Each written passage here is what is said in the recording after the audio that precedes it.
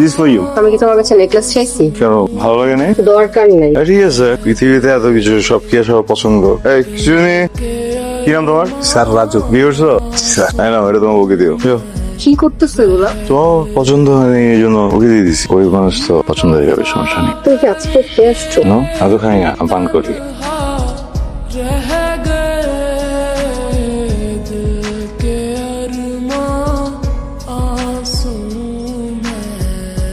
কি হলো, বসে বসে কি এত ভাবছো? ঘুমাতে যাবে না? না, ভাবছি সামিয়াতকে নিয়ে। ও যেভাবে দিন দিন নেশাগ্রস্ত হয়ে পড়ছে, এখানে সেখানে পড়ে থাকে, এভাবে কি চলবে? বাবা জানতে পারলে ভীষণ কষ্ট হবে। ওকে বোঝাও। অনেক বুঝিয়েছি, অনেক কথা বলেছি ওর সাথে, কিছুতেই কিছু হচ্ছে না, কিছুই বুঝতে চান। বাবা যদি জানতে পারেন কি হবে ভেবে দেখেছো? আর তাছাড়া আমাদের একটা ছেলে, মানে আমাদের ফ্যামিলির ছেলে রিয়াদ, আমাদের মান সম্মান থাকবে? ওর অ্যাডিকশনের যে অবস্থা, আমার মনে তো হয় না ট্রিটমেন্ট ছাড়াও কিওর হবে।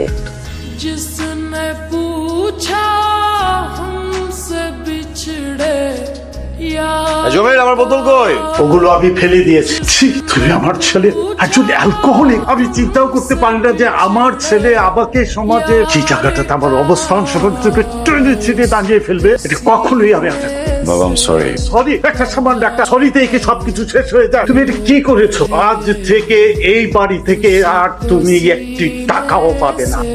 সুনাইদ যেন তোমাকে কোনো টাকা পয়সা না দেয় সে ব্যবস্থা আমি করব। আর বাইন্দি, যদি এই বাড়িতে থাকতে হয় তাহলে এই বাড়ির নিয়মেই চলতে হবে। Please yourself. আমি ওদের গোটা রাখাম না। আপনি আরেকবার ব্যাপারটা ভেবে দেন। বাবা ভাবি সব শেষ, তুমি শুধু কাজটা গুছিয়ে মতো করো। জি স্যার। স্যার আমি তাহলে আজকে আসি। হ্যাঁ। ঠিক আছে, থ্যাংক ইউ সো মাচ। কোথায় ছিলে তুমি? আমি সিঙ্গাপুর গেছিলাম, ওই যে ফ্রেন্ড আসছিল না, ওরা ড্রপ করতে গেছিলাম। বলো যে তুইও চল, পরে এসে ঘুরে আসছি কয়েকদিন। এমন কেউ করে? 3টা দিন ধরে ফোনে পাচ্ছি না। তোর কোনো সমস্যা হয়েছে? বাবার নাই, বাবা মারা গেছে। রোড অ্যাক্সিডেন্টে 3 দিন হলো বাবা মারা গেছেন। তোমাকে কোথাও খুঁজে পাইনি, তোমাকে ছাড়াই বাবাকে রাসুল করতে হয়েছে আমাদের। Don't you fucking dare. আমার বাপ ট্রেনে যদি আরেকবার মজা করতে দেখছি না, কিন্তু ভুলে যাবো আপনি আমার ভাবি। প্রবলেম কি? হ্যাঁ, তোমার ওয়াইফে বাপ ট্রেনে মজা নিতেছে, এগুলো ফাইজলামে না? তুমি কিছু বলতেছো না কেন? কিছু বলো তোমার ওয়াইফকে। আমার বাবা মারা যাওয়ার সময় বারবার শুধু তোকে দেখতে চেয়েছে। একটা মানুষ যখন মারা যায় সে পানি চায়, আমার বাবা পানি চায় না, চেয়েছে তোকে। प्यार के किस्से তুই এখানে আমার রুমে বস, আমি আসতেছি। রাখো তোমার রুমে বসা, আর্জেন্ট কথা আছে তোমার সাথে, চলো। আমরা একটা কাজ নিয়ে বিজি। আমারটাও তো জরুরি। ও কারো অফ করছে কে? আমরা একটা নতুন প্রজেক্ট করছি, আমাদের বেশ কিছু টাকা শর্ট পড়েছে, তাই সব খরচ কমিয়ে আনছি। তো তোমার পারমিশন দিছো? Did you ask me? এটা কে দিছে তোমার? This is my fucking car. তোর মাথা গরম আছে, তুই আমার রুমে গিয়ে বয়, আমি আসছি। আমি কি বুঝি না? কি আমার বাপ হইছো? আমার বাপ হইছো? I am talking to my brother. আমার বাপ মরার পর থেকে দেখতেছি খুব আমার বাপ আর ট্রাই করতেছো তুমি। আমার খরচ কমাই দিতেছো, আমার এটিএম কার্ড বফ করে দিতেছো, কারণ করো। করবো না, খুব খারাপ হয়ে যাবে কিন্তু আমার। তুমি কি এটা দিবা নাকি দিবা না? তুই বল না। আমারও বাপের টাকা, দিস ইজ মাই ফাদারস মানি। আমার এখন কারণ করতে বলো। আমার বাপের টাকা আমি নিচ্ছি, আমার কারণ করতে বলো। দিস মাই ফাদারস মানি। তোমার বাবা মারা যাওয়ার আগে এই শহরে তার সমস্ত স্থাবর সম্পত্তি থেকে তোমাকে বঞ্চিত করে গেছে। দিয়ে গেছে শুধুমাত্র একটা কারখানা, সেখান থেকে খুব একটা ব্যবসা হয় না। এই উইলে স্পষ্ট করে উল্লেখ করা আছে, যদি তুমি ব্যবসা করে এই কারখানার প্রফিট ডাবল করতে পারো, শুধুমাত্র সেক্ষেত্রে তোমার বাকি সম্পত্তিগুলো ধীরে ধীরে তুমি পেতে পারো। চিন্তা করো কি অবস্থা করে গেছে তোমার সাথে। তুমি তো একদম পথের ফকির হয়ে গেছো।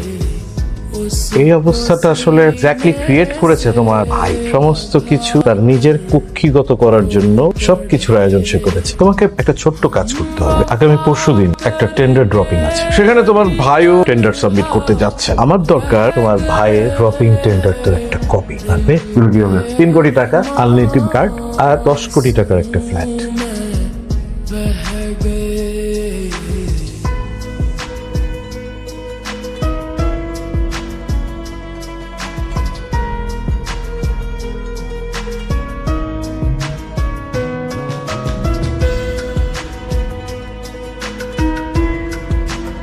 স্যার ওইটা খায়েন না, গাড়ির ভিতরে এসি চলতেছে।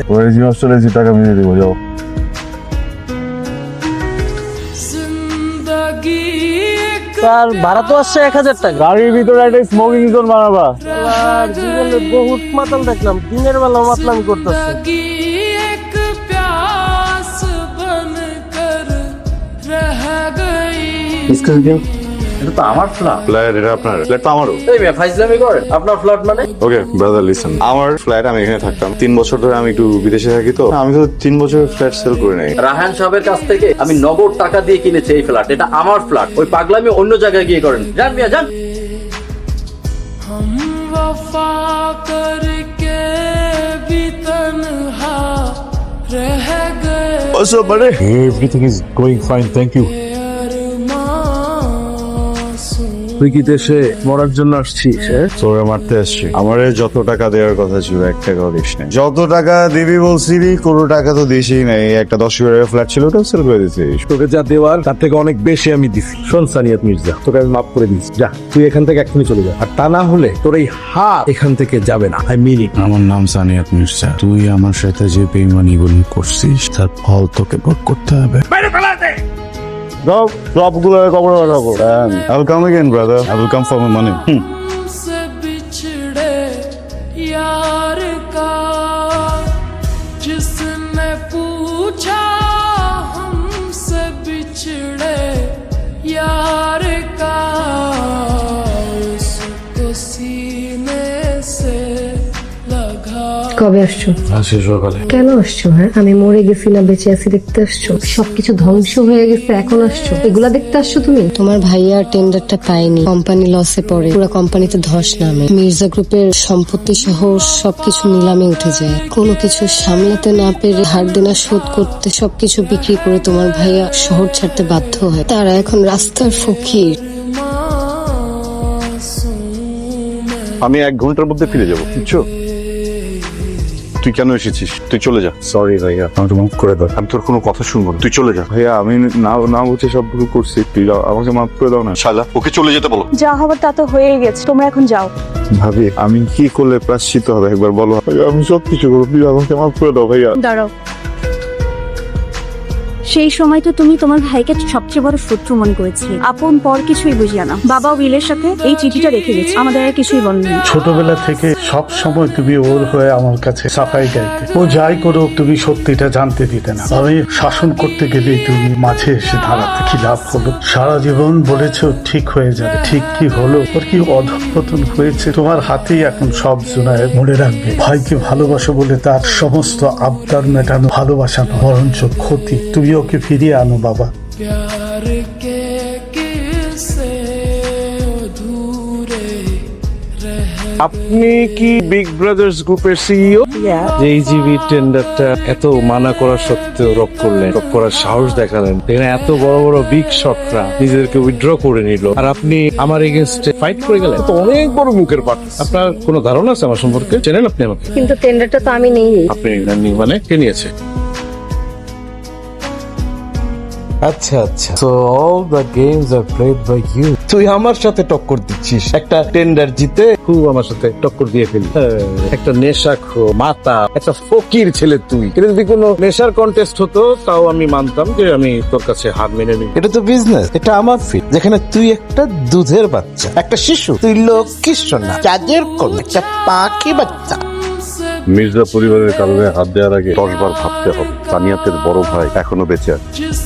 তুই কি ভাবছিলি আমাদের বাড়ি দখল করে, কোম্পানি দখল করে তুই আমাকে রাস্তার ফকির বানাই ফেলছিস? আমার বাবা শাফকাত মির্জার সম্পত্তি কখনোই তার বাড়ি বা কাপড়ি ছিল না। শাফকাত মির্জার সম্পত্তি তার পরিবার। रो पड़े उसको सीने से लगा कर रो पड़े।